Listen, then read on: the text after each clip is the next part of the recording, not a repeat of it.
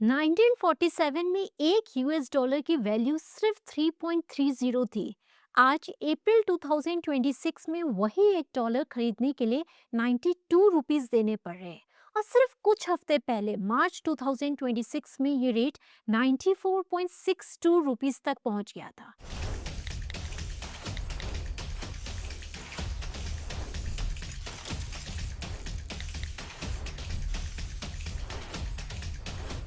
ये इंडिया के हिस्ट्री का सबसे वीक लेवल है, एक नया ऑल टाइम लो।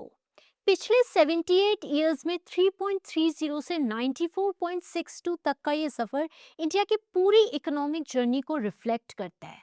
लेकिन यहाँ एक इंटरेस्टिंग और थोड़ी कंफ्यूजन वाली सिचुएशन है।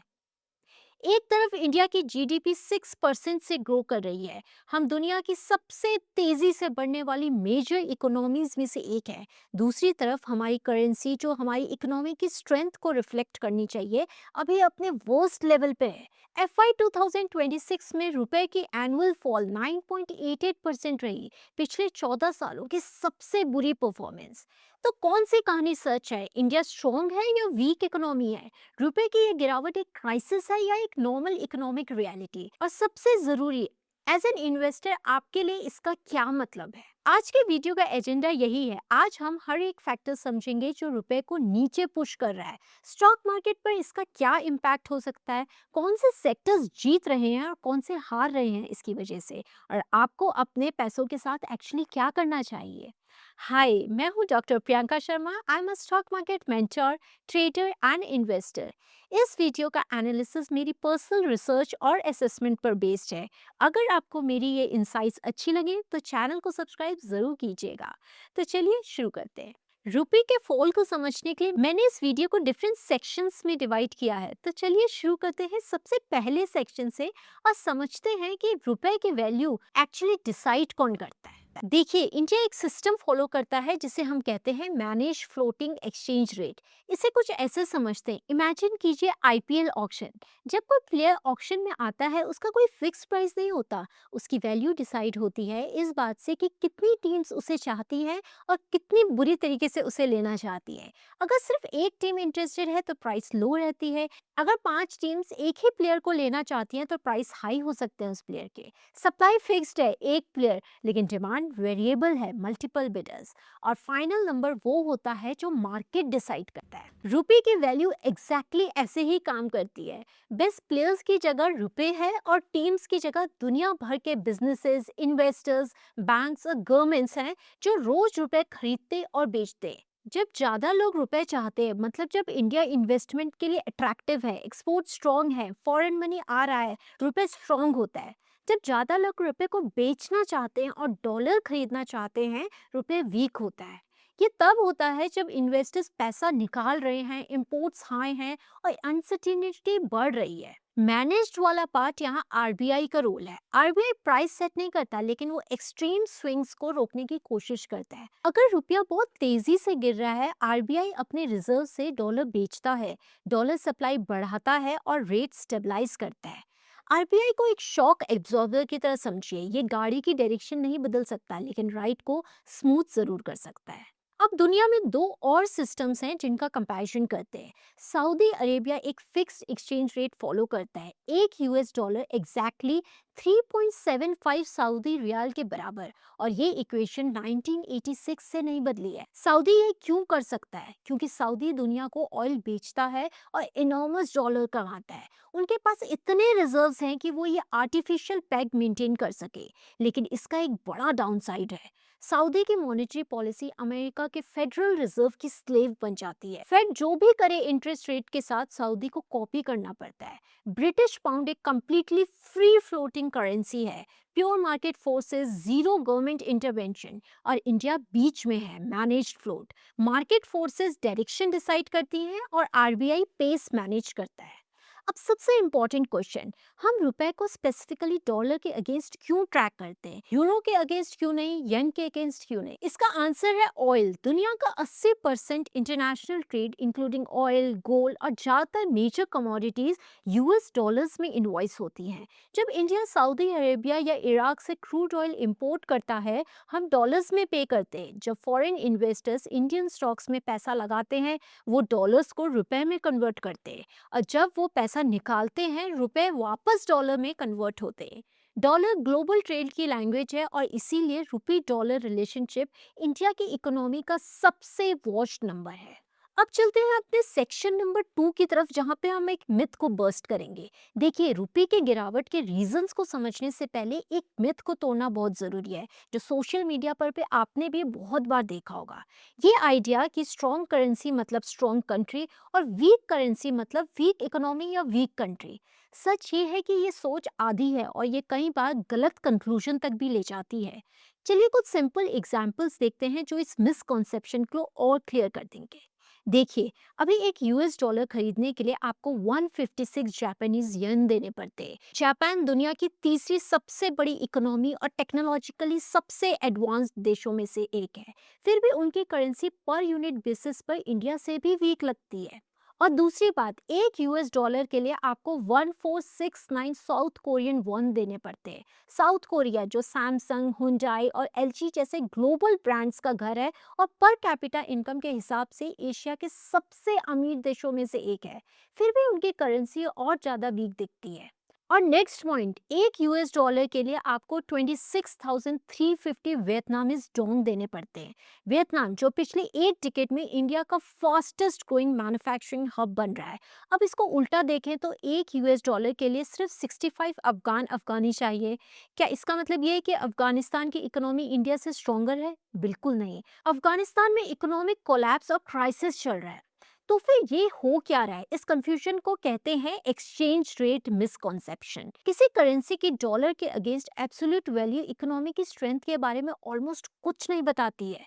जो चीज मैटर करती है वो है purchasing power, growth rate, institutional strength, trade balance और लॉन्ग टर्म फंडामेंटल्स। अब इसका क्या मतलब है कि रुपए की गिरावट मैटर नहीं करती? बिल्कुल नहीं। ये बहुत मैटर करती है, लेकिन ये मैटर इसलिए नहीं करती कि हमारी करेंसी सस्ती है। ये इसलिए मैटर करती है क्योंकि इंडिया जैसे देश के लिए स्पेसिफिक स्ट्रक्चरल कॉन्सिक्वेंसेस क्रिएट होती हैं, और वही कॉन्सिक्वेंसेस हैं जो हम आज समझने वाले हैं। चलिए इसी के साथ चलते हैं थर्ड सेक्शन की तरफ, जहां हम ये समझेंगे कि रुपए एक्चुअली गिर क्यों रहा है। अब यहाँ मैं एक चीज क्लियर करना चाहती हूँ। देखिए, रुपया सिर्फ एक रीजन से नहीं गिर रहा है। यहाँ मल्टीपल फोर्सेस की वजह से रुपए में गिरावट देखी जा रही है, जो एक साथ एक ही डायरेक्शन में रुपये को पुश कर रही हैं। कुछ ग्लोबल फोर्सेस हैं जो इंडिया कंट्रोल नहीं कर सकता, कुछ स्ट्रक्चरल रियलिटीज हैं जो इंडिया डिकेड से लिव कर रहा है, और कुछ 2025 और 2026 के इस स्पेसिफिक मोमेंट के लिए यूनिक है। पहली और सबसे पावरफुल एक्सटर्नल फोर्स है यूएस डॉलर की स्ट्रेंथ और फेडरल रिजर्व की इंटरेस्ट रेट पॉलिसी। ये रुपए मूवमेंट का सबसे बड़ा ड्राइवर है, जिसका इंडिया से कोई लेना देना नहीं है। लॉजिक ये है, जब US federal reserve interest rate बढ़ाता है, यूएस गवर्नमेंट बॉन्ड जो दुनिया की सबसे सेफ इन्वेस्टमेंट मानी जाती है, बेटर रिटर्न्स ऑफर करने लगते हैं। लंदन, सिंगापुर या टोक्यो में बैठा एक ग्लोबल इन्वेस्टर सोचता है, इंडिया जैसी इमर्जिंग मार्केट में रिस्क क्यों लूं जब अमेरिका में सेफली अच्छा रिटर्न मिल रहा है। तो वो इंडियन स्टॉक्स और बॉन्ड्स बेचने लगते हैं, रुपए को डॉलर्स में कन्वर्ट करते हैं, और वो पैसा अमेरिका ले जाते हैं। यही 2022 और 2023 के बीच एग्जैक्टली हुआ। फेड ने रेट्स नियर जीरो से 5.25% तक बढ़ाए। 4 डिकेड्स में सबसे aggressive hiking cycle. Bloomberg dollar spot index multi year highs पर पहुंच गया, और इंडियन रुपी 76 से गिर के 84 सिर्फ एक साल में। इंडिया में कुछ गलत नहीं हुआ था, अमेरिका ग्लोबली ज़्यादा अट्रैक्टिव हो गया था कैपिटल के लिए। और जब हम 2025 और 26 में पहुंचे, डॉलर एलिवेटेड रहा। इमर्जिंग मार्केट करेंसीज पर प्रेशर बनाए रखा डॉलर ने। दूसरी एक्सटर्नल फोर्स है जियोपॉलिटिकल रिस्क, जो 2025 और 2026 में पर्टिकुलरली इंटेंस रही। जब ग्लोबली अनसर्टेनिटी होती है, जैसे वॉर, क्राइसिस, रिसेशन का डर, इन्वेस्टर्स दुनिया भर में एक बहुत प्रेडिक्टेबल काम करते हैं, वो सेफ्टी की तरफ भागते हैं। US dollars, gold, US government bonds, और वो कहाँ से भागते हैं? एमर्जिंग मार्केट से, मतलब इंडिया से। अर्ली 2026 में वेस्ट एशिया में कॉन्फ्लिक्ट एस्केलेट हुआ, ईरान की इन्वॉल्वमेंट बढ़ी, इमीडिएटली क्रूड ऑयल प्राइसेस $110 पर बैरल से भी ऊपर निकल गया। ग्लोबल इन्वेस्टर्स ने रिस्की एसेट से पैसा निकालना शुरू कर दिया और एक सिंगल डे पर मार्च 19 2026 में इंडियन स्टॉक मार्केट एक्सचेंजेस पर एफआईआई सेलिंग अकेले 7,558 करोड़ रुपए की थी, और ये भी एक फैक्टर बन जाता है रुपए की गिरावट को जो एक्सेलरेट करता है। अब तीसरी फोर्स की बात करते हैं जो इंडिया के लिए 2025 में पर्टिकुलरली पेनफुल रही, और वो है ट्रम्प टैरिफ शॉक। अमेरिका ने इंडिया के गुड्स पर 50% टैरिफ्स इम्पोज किए, किसी भी मेजर इकोनॉमी पर इम्पोज्ड हाईएस्ट रेट थे ये। अमेरिकन इंडियन मार्केट का सबसे बड़ा सिंगल एक्सपोर्ट डेस्टिनेशन है। जब आपका सबसे बड़ा कस्टमर सडनली आपके प्रोडक्ट्स अपने लिए 50% ज्यादा महंगे कर दे, तो दो चीजें इमीडिएटली होती हैं। पहली, एक्सपोर्ट्स ड्रॉप होते हैं, कम डॉलर्स इंडिया में आते हैं। दूसरी, जो फॉरेन इन्वेस्टर्स इंडिया की एक्सपोर्ट स्टोरी पर बुलिश थे, वो कॉशियस हो जाते हैं और पैसा निकालने लगते हैं। दोनों फोर्सेस डॉलर की डिमांड बढ़ाती हैं और सप्लाई कम करती हैं, और रुपए वीक होता है। आज भी कोई finalised US India trade deal नहीं है। जेम्स एंड ज्वेलरी, टेक्सटाइल्स और एपरल जैसे सेक्टर्स में एक्सपोर्ट ब्लूमबर्ग डेटा के अकॉर्डिंग साल दर साल 30% डिक्लाइन कर चुके हैं। रुपए फॉल के लिए चौथी फोर्स है एफआईआई एक्सोडस, और यहाँ के नंबर्स जेन्युइनली हिस्टोरिक हैं। कैलेंडर ईयर 2025 में एफआईआई यानी फॉरेन इंस्टीट्यूशनल इन्वेस्टर्स ने इंडियन इक्विटीज में अप्रोक्सीमेटली 1.6 ट्रिलियन रुपए, रफली 18 बिलियन डॉलर्स बेच दिए। इंडियन मार्केट हिस्ट्री का सबसे बड़ा एनुअल एफआईआई आउटफ्लो एवर। अब इसके मैकेनिक्स समझो। जब एफआईआईज इंडियन स्टॉक्स बेचते हैं, उन्हें रुपए मिलते हैं, वो रुपए डॉलर्स में कन्वर्ट करते हैं, वो डॉलर्स इंडिया से बाहर वायर कर देते हैं। ये एक massive sustained way of dollar demand है, और ये रुपये को क्रश कर देता है। मार्च 2026 अकेले में एफआईआई आउटफ्लोज 1.12 ट्रिलियन रुपए से ऊपर थे, पॉसिबली हिस्ट्री का worst single month sell off. India अपने क्रूड ऑयल की जरूरत का अप्रोक्सीमेटली 85 से 88% इंपोर्ट करता है। हम दुनिया की तीसरी सबसे बड़ी ऑयल कंज्यूमर हैं, रोज 56 लाख बैरल कंज्यूम करते हैं, लेकिन खुद प्रोड्यूस करते हैं सिर्फ 9 लाख बैरल से भी कम। हर बैरल ऑयल जो इंडिया सऊदी अरेबिया, इराक या यूएई से खरीदता है, वो डॉलर्स में पे होती हैं। अब सोचिए, ब्रेंट क्रूड में हर $10 की बढ़त इंडिया का एनुअल इंपोर्ट बिल 12 से 15 बिलियन डॉलर बढ़ा देती है। 2025 और 2026 में ब्रेंट क्रूड $110 पर बैरल से ऊपर ट्रेड कर रहा था, मतलब इंडिया तेजी से डॉलर्स खो रहा था। अक्टूबर 2025 ने एक पर्टिकुलरली अलार्मिंग पिक्चर दिखाई। उस महीने इंडिया के मर्चेंडाइज एक्सपोर्ट्स 11.8% गिर गए, जबकि इंपोर्ट 16.6% बढ़ गए। इसका सीधा मतलब था ट्रेड डेफिसिट शार्पली वाइडन हो गया। लेकिन यहाँ सबसे इंटरेस्टिंग और थोड़ा कंसर्निंग पार्ट गोल्ड इंपोर्टर्स का था। सिर्फ अक्टूबर 2025 में गोल्ड इंपोर्ट्स नियरली 200% सर्च कर गए, और ये तब हुआ जब global gold prices already high चल रहे थे। मतलब जब प्राइसेस महंगी थी, तब इंडियन कंज्यूमर्स और इन्वेस्टर्स ने एग्रेसिवली गोल्ड खरीदा, एक तरीके का सेफ हेवन बिहेवियर। ये नंबर सिर्फ बड़ा नहीं है, ये एक पैटर्न दिखाता है। गोल्ड, जिसे हम कल्चरल एसेट के रूप में वैल्यू करते हैं, स्ट्रेस के टाइम पे और ज़्यादा इंपोर्ट होता है। और आयरनी ये है कि एग्जैक्टली वही चीज़ जो लोग अपनी सेफ्टी के लिए खरीद रहे हैं, वो मैक्रो लेवल पर इंडिया के ट्रेड डेफिसिट को और वाइडन कर रही होती है। और फिर आता है एक long term structural factor, inflation differential. India के एवरेज इन्फ्लेशन पिछले कई डिकेड्स में रफली 6 से 7% के आसपास रहा है, जबकि अमेरिका का इन्फ्लेशन 2 से 3% रहा है। अब ये जो 3 से 4% का गैप है, ये छोटा लग सकता है, लेकिन जब ये हर साल रिपीट होता है, तो इसका कंपाउंडिंग इफेक्ट बहुत बड़ा हो जाता है। इसका मतलब है कि रुपये की परचेजिंग पावर डॉलर के मुकाबले में धीरे धीरे इरोड होती रहती है।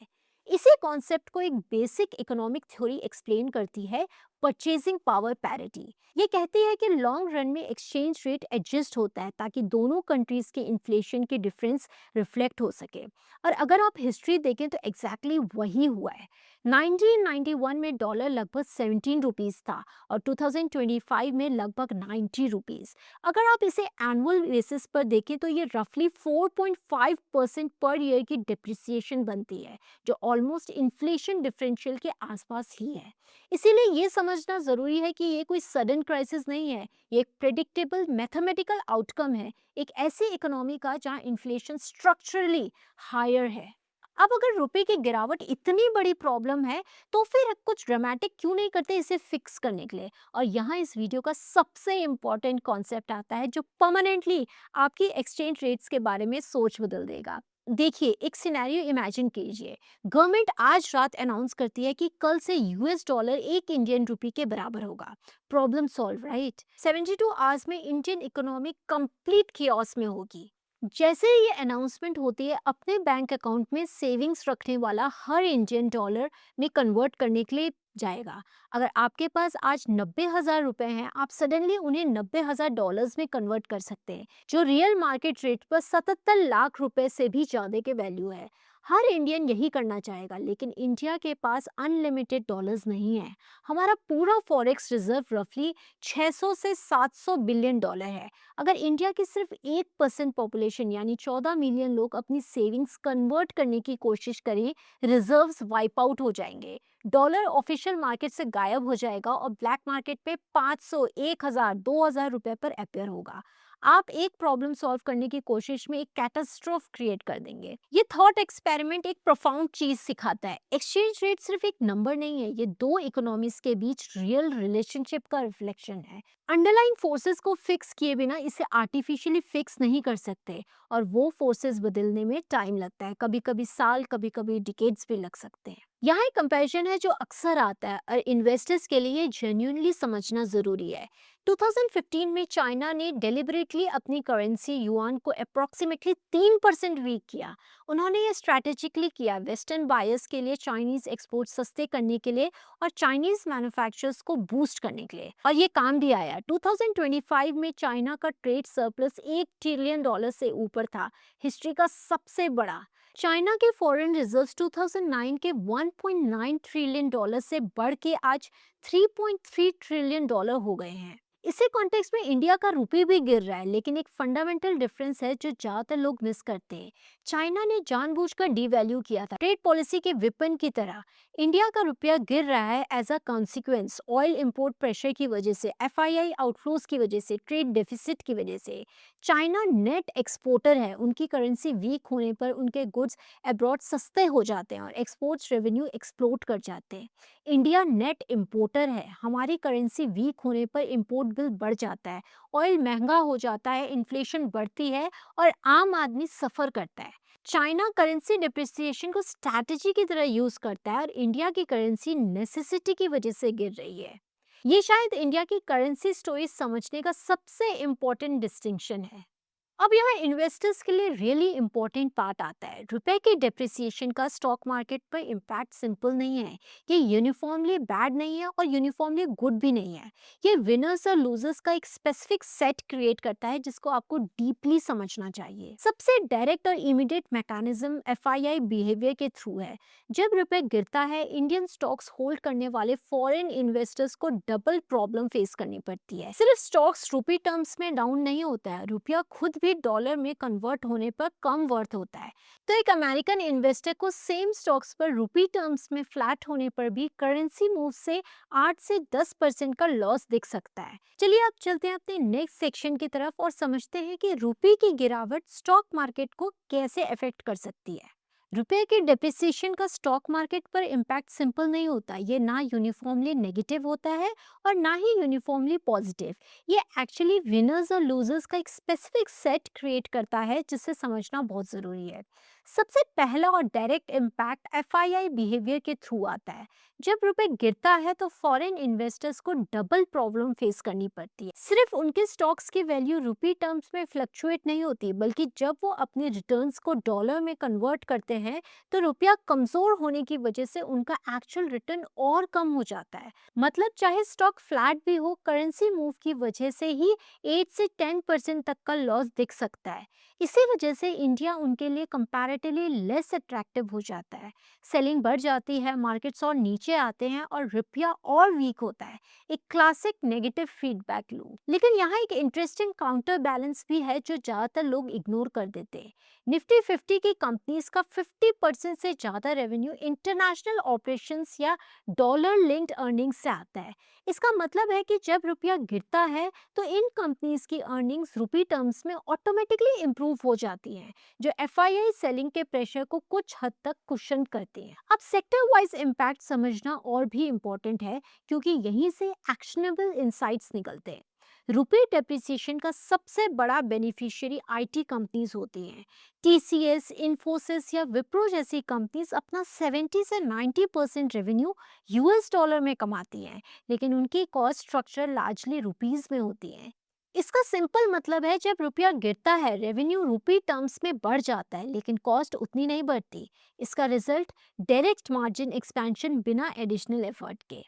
इसी तरह फार्मास्यूटिकल एक्सपोर्टर्स भी बेनिफिट करते हैं, क्योंकि इंडिया यूनाइटेड स्टेट्स में यूज होने वाली जेनेरिक मेडिसिन का लगभग 40% सप्लाई करता है। ये कंपनीज भी डॉलर्स में कमाती हैं और रुपीस में खर्च करती हैं, इसीलिए करेंसी डिप्रिसिएशन इनके मार्जिन्स को सपोर्ट करती हैं। Auto component exporters, speciality chemical companies और टेक्सटाइल एक्सपोर्टर्स भी इसी डायनामिक से फायदा उठाते हैं। चलिए अब बात करते हैं लूजर्स की, क्योंकि ये इक्वली इंपॉर्टेंट है। ऑयल मार्केटिंग कंपनीज जैसे इंडियन ऑयल, बीपीसीएल, एचपीसीएल सबसे ज़्यादा इम्पैक्ट होती है। इनका रॉ मटेरियल यानी क्रूड ऑयल इंपोर्ट होता है और डॉलर में पे होता है। जब रुपया गिरता है इंपोर्ट बिल बढ़ जाता है। या तो कंपनीज प्राइसेस बढ़ाती हैं, जो इन्फ्लेशन क्रिएट करता है, या फिर कॉस्ट एब्जॉर्ब करती हैं, जो मार्जिन्स को हर्ट करता है। एविएशन कंपनीज भी इससे काफ़ी इम्पैक्ट होती हैं नेगेटिवली, क्योंकि उनका फ्यूल और एयरक्राफ्ट लीजिंग दोनों डॉलर लिंक्ड होते हैं। एफएमसीजी कंपनीज जहाँ इंपोर्टेड इनपुट्स यूज होते हैं, वहाँ भी मार्जिन प्रेशर आता है। और जिन कंपनीज ने डॉलर लोन्स लिए होते हैं, उनकी रीपेमेंट कॉस्ट रुपी टर्म्स में सडनली बढ़ जाती है। आम आदमी के लिए इसका इम्पैक्ट इन्फ्लेशन के थ्रू आता है। जब रुपया गिरता है ऑयल महंगा होता है। ऑयल महंगा होता है तो ट्रांसपोर्ट कॉस्ट बढ़ती है, और उसका इफेक्ट हर चीज़ पर आता है, वेजिटेबल से लेकर मैन्युफैक्चर्ड गुड्स तक। इस तरह हम इनडायरेक्टली इन्फ्लेशन इंपोर्ट करते हैं।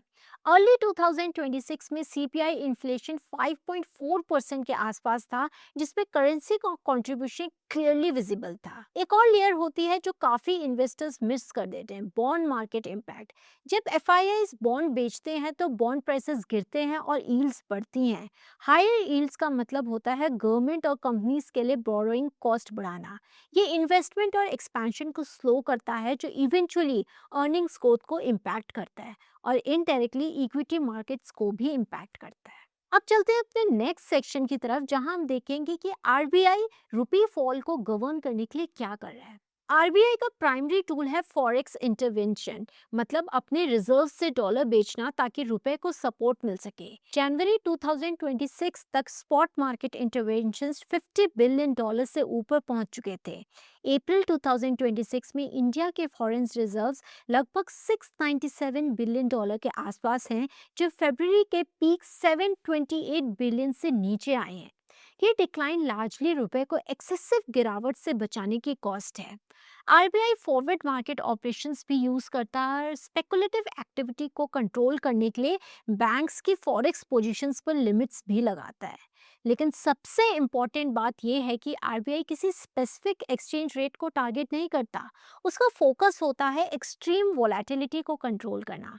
ग्रेजुअल डेप्रिसिएशन एक नेचुरल प्रोसेस है, लेकिन शार्प और पैनिक ड्रिवन मूव्स को रोकना सेंट्रल बैंक का ऑब्जेक्टिव होता है। अब चलते हैं अपने नेक्स्ट सेक्शन की तरफ, जहां पे हम केटर करेंगे सबसे इम्पोर्टेंट सवाल, एक इन्वेस्टर को क्या करना चाहिए। सबसे पहली बात, इन्वेस्टर्स को पैनिक की जरूरत नहीं है। इंडिया की जीडीपी ग्रोथ लगभग 6% पर है, फॉरेक्स रिजर्व स्ट्रॉन्ग है और मैक्रो फंडामेंटल स्टेबल है। रीसेंट रुपी वीकनेस अनयूजुअल है, लेकिन क्राइसिस नहीं है। अपॉर्चुनिटीज भी क्लियरली विजिबल हैं। आईटी और फार्मा जैसे एक्सपोर्ट ओरिएंटेड कंपनीज रुपी वीकनेस से डायरेक्टली बेनिफिट करती हैं, और गोल्ड एक नेचुरल हेज के रूप में काम करता है, क्योंकि जब रुपया गिरता है गोल्ड की वैल्यू ऑटोमेटिकली बढ़ जाती है। इंटरनेशनल डाइवर्सिफिकेशन भी एक इम्पॉर्टेंट स्ट्रैटेजी है। अगर आप सिर्फ रुपी एसेट्स में इन्वेस्टेड हैं तो करेंसी डेप्रिसिएशन आपकी ग्लोबल परचेजिंग पावर को डायरेक्टली इम्पैक्ट करता है। यूएस इक्विटीज या ग्लोबल फंड्स में एक्सपोजर लेना एक प्रैक्टिकल हेज प्रोवाइड करता है। और अगर आप एक्टिवली ट्रैक करना चाहते हैं तो 4 इंडिकेटर्स पर फोकस अपना रखिए। RBI forex reserves, FII flows, crude oil prices और US India trade deal developments, ये वेरिएबल रुपी की डायरेक्शन को अर्ली सिग्नल देते हैं।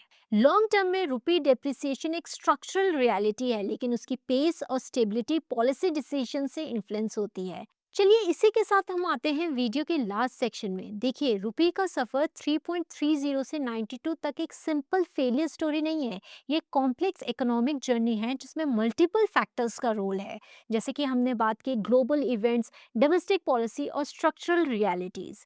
FY 2026 रुपी के लिए टफ ईयर था, लेकिन इंडिया के फंडामेंटल्स इंटैक्ट हैं, ग्रोथ स्टेबल है, डोमेस्टिक इन्वेस्टर स्ट्रॉन्ग है और long term outlook still constructive है। रुपया शायद पुराने लेवल्स पर वापस ना आए, लेकिन वो एक रेंज फाइंड करेगा, और जो इन्वेस्टर्स इस फेस को समझकर पोजीशन लेते हैं वो सिर्फ सर्वाइव नहीं करते बल्कि बेनिफिट भी लेते हैं। तो एज एन इन्वेस्टर आपको एक लाइन याद रखनी है, जब भी गिरती हुई करेंसी आप देखें तो ये कोई प्रॉब्लम नहीं है, ये एक सिग्नल है जो मल्टीपल फैक्टर्स को सिग्निफाई करती है। तो चलिए इसी के साथ मैं इस वीडियो के एंड पर आती हूँ। आई होप इस वीडियो से आपको रुपी फॉल के बारे डिटेल्ड इंसाइट्स मिली होंगी। अगर आपको ये वीडियो अच्छा लगा है तो कमेंट्स में अपने इनपुट ज़रूर दीजिएगा। I will see you very soon in the next video. Till then. Investments in the securities market are subject to market risk. Read all the related documents carefully before investing.